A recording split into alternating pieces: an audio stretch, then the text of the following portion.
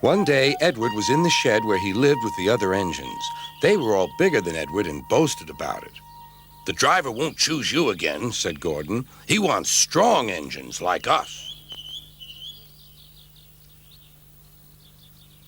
But the driver and fireman felt sorry for Edward.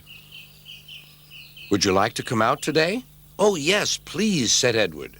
So they lit his fire, made lots of steam, and Edward puffed away.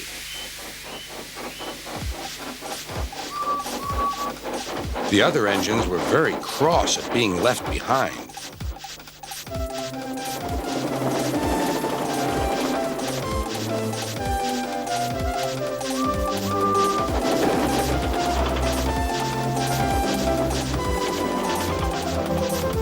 Edward worked hard all day. The coaches thought he was very kind, and the driver was very pleased.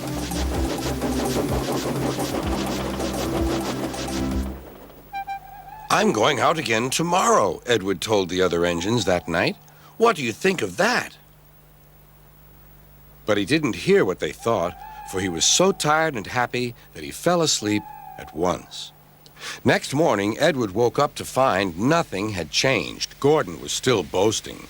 "You watch me, little Edward, as I rush through with the express. That will be a splendid sight for you. Goodbye, little Edward. Look out for me this afternoon."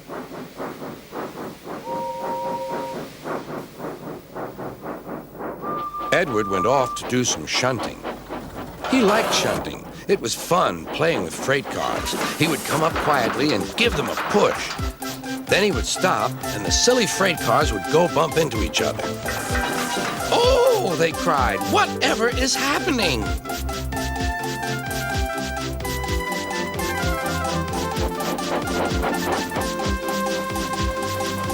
Edward played till there were no more freight cars.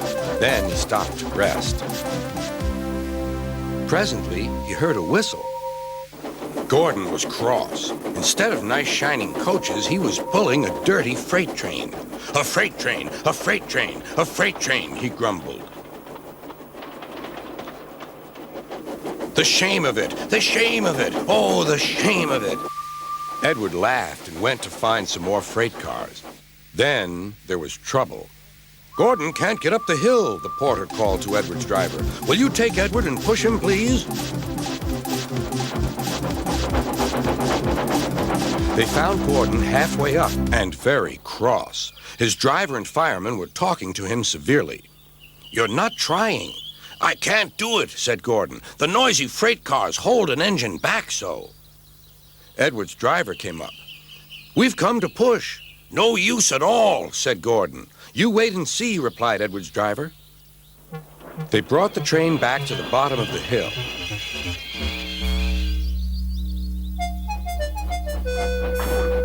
"I'm ready," said Edward. "No good," grumbled Gordon.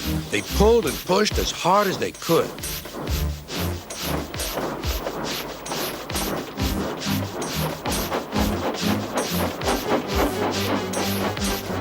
"I can't do it! I can't do it! I can't do it!" puffed Gordon. "I will do it! I will do it! I will do it!" puffed Edward.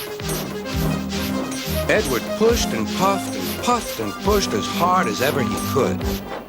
And almost before he realized it, Gordon found himself at the top of the hill.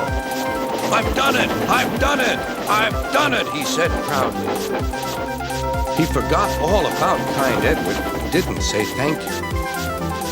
Edward was left out of breath far behind, but he was happy because he had been so helpful. At the next station, he found that the driver and fireman were very pleased with him. The fireman gave him a nice long drink, and the driver said, "I'll get out my paint tomorrow and give you a beautiful coat of blue with red stripes. Then you'll be the smartest engine in the shed."